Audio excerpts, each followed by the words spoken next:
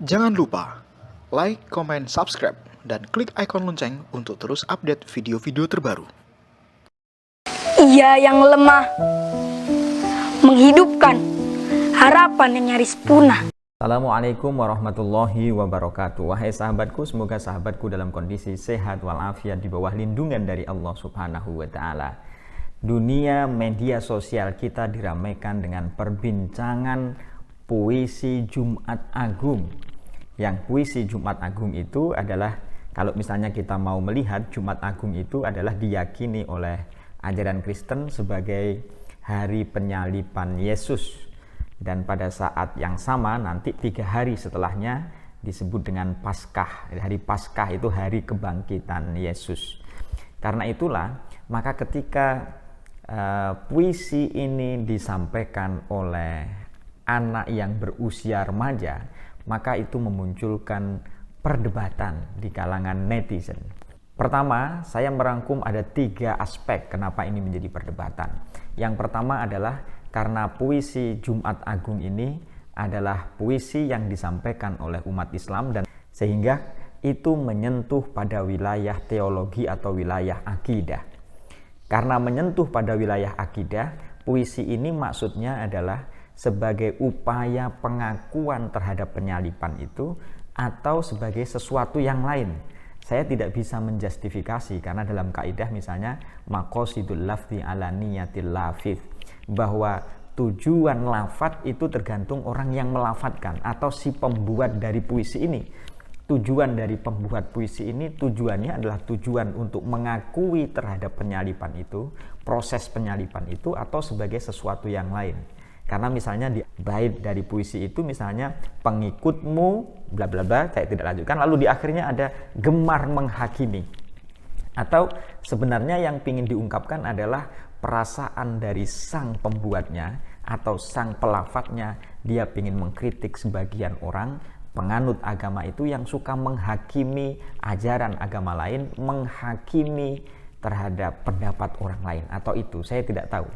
Jadi kalau misalnya ini kenapa menjadi kontroversi? Menjadi kontroversi satu karena itu diungkapkan oleh umat Islam. Karena diungkapkan oleh umat Islam, tentu ini berhubungan dengan teologi. Misalnya dalam An-Nisa 157 itu dijelaskan oleh Allah Subhanahu wa Ta'ala, wa ma qataluhu wa ma sholabuhu walakin syubbihalahu. Saya ulangi, wa ma qataluhu wa ma sholabuhu walakin syubbihalahu. Mereka tidak membunuh Isa, Nabi Isa, mereka juga tidak menyalib Isa, tetapi Nabi Isa diserupakan. Jadi yang dibunuh itu adalah serupanya Nabi Isa. Jadi bukan Nabi Isa, bukan, tapi yang diserupakan kepada Nabi Isa.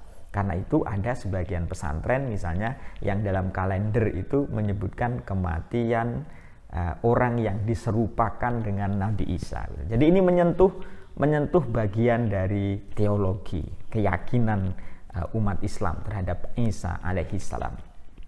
Itu yang pertama, kenapa ini menjadi kontroversi. Kemudian yang kedua adalah karena itu diungkapkan oleh anak yang berusia remaja. Pertanyaan berikutnya adalah apakah anak usia remaja ini dia telah memahami pelajaran-pelajaran tauhid yang matang atau belum?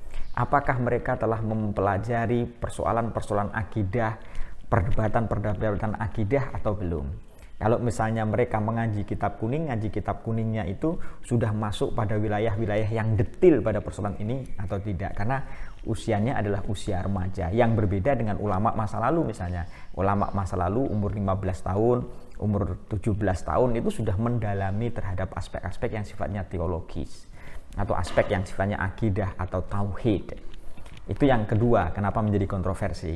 Yang ketiga adalah itu diungkapkan oleh anak, yang anak itu memakai kopiah, yang kopiah itu bertuliskan atau tanda dari sebuah organisasi tertentu. Organisasi tertentu artinya itu bagian dari anak yang berafiliasi kepada sebuah organisasi tertentu.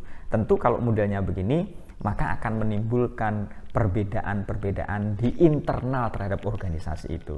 Perbedaan-perbedaan itu kalau kemudian menambah wacana dialog-dialog yang sifatnya konstruktif tidak jadi masalah. Tapi kalau kemudian wacana itu memperuncing terhadap persoalan internal dalam sebuah organisasi itu, maka itu menjadi tidak baik juga, karena tambah memperuncing, yang benci tambah benci, yang cinta tambah cinta. Jadi dialog-dialog yang sifatnya konstruktif itu malah tidak muncul gitu. Itu kenapa menjadi kontroversi. Tapi ala kulli hal, atas semua hal, saya ingin menyampaikan beberapa hal di sini. Yang pertama, dalam kondisi saat ini, marilah kita ini bersifat al-imsak. Al-imsak itu menahan. Saya menggunakan kalimat lil ahdi zihni itu. Semua orang pasti tahu apa yang dimaksud dengan menahan. Karena kalau misalnya as-saumu huwal imsak gitu, puasa itu adalah menahan. Dan kalau menahan itu as-saumu wija, artinya menjadi benteng. Orang itu kalau mampu untuk menahan diri dari menyampaikan, dari melakukan sesuatu itu bisa menyebabkan aspek yang tidak terlalu baik, maka dia harus menahan. Karena al-imsak itu menunjukkan bagian dari upaya kita untuk melakukan rekonsiliasi, melakukan sesuatu yang lebih baik. Coba kita akan melihat bagaimana tindakan dari Umar bin Abdul Aziz. Umar bin Abdul Aziz itu ketika khutbah di akhir, pada zaman itu banyak menghina tokoh-tokoh orang yang berbeda paham, berbeda pendapat. Maka Umar bin Abdul Aziz itu mengganti di akhir, yang pada saat ini ketika khutbah Jumat kita masih bisa melihatnya. Innallaha ya'muru bil adli wal ihsani wa ita'i dzil qurba wa yanha 'anil fahsya'i wal munkari wal baghi ya'idukum la'allakum tadhakkarun. Itu masih ingat. Jadi itu siapa yang mengawali itu? Itu pada zaman pemerintahan Umar bin Abdul Aziz.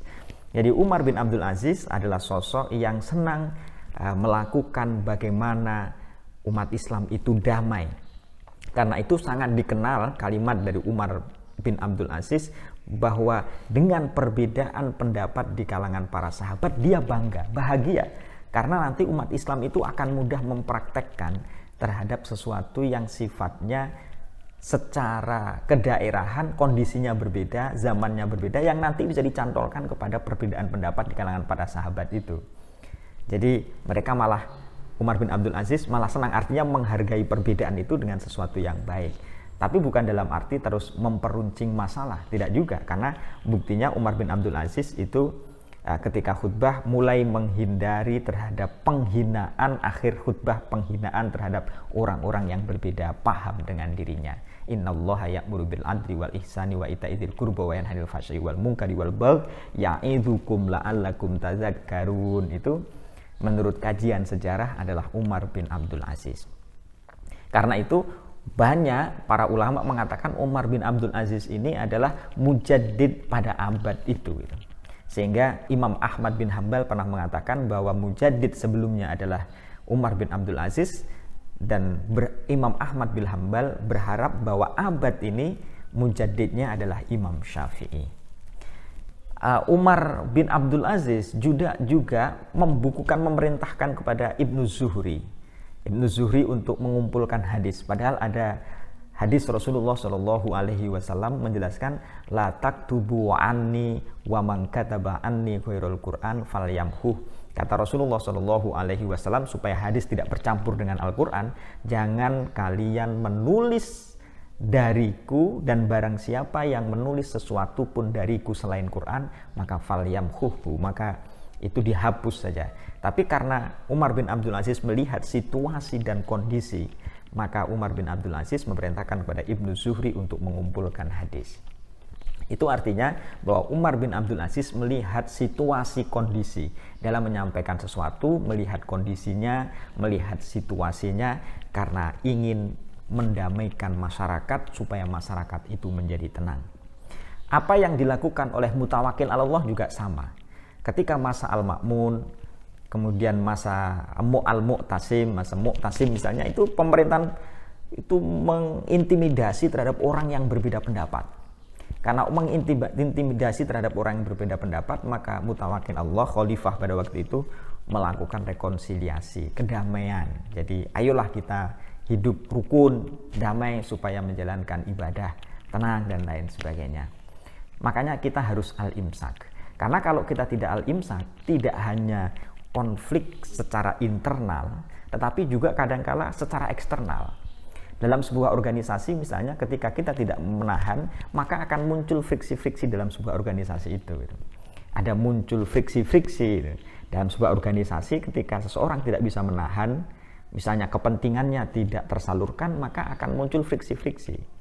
Akan friksi secara internal itu nanti muncul friksi. Apalagi sudah ada friksi, maka semakin memperuncing. Nanti belum lagi serangan-serangan dari di luar organisasi itu. Makanya dalam kondisi semacam ini kita memang harus al-imsak. Itu yang pertama.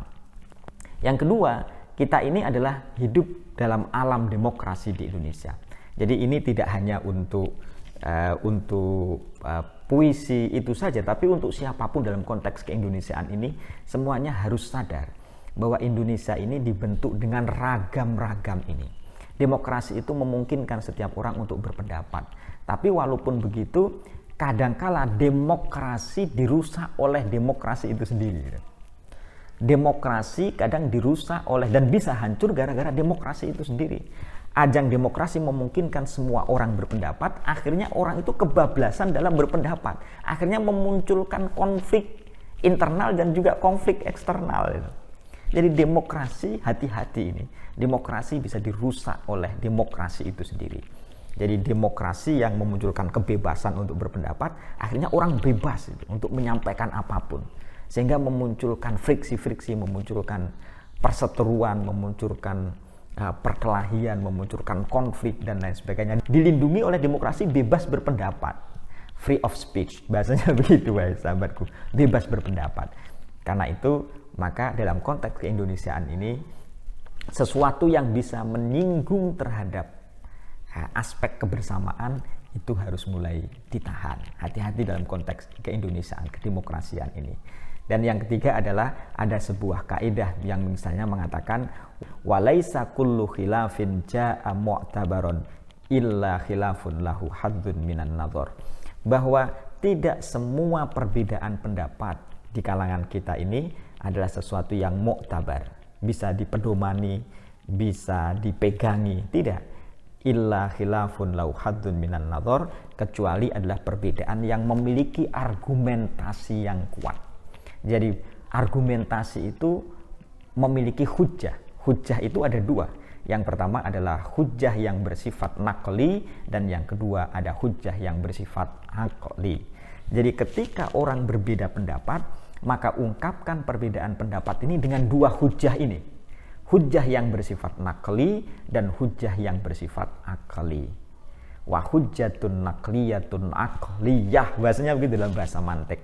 Jadi hujjah itu ada yang naqli, ada yang aqli. Apalagi kalau dia memunculkan dua hujjah ini sekaligus, kali itu berarti bagus. Jadi kalau misalnya ada muncul perbedaan di kalangan kita, maka kita lihat dulu perbedaan itu memiliki dua hujjah ini atau tidak. Wahai sahabatku, dalam kondisi keindonesiaan semacam ini, sebaiknya kita memang bersikap bijak lah. Kapan sesuatu bisa disampaikan, kapan tidak.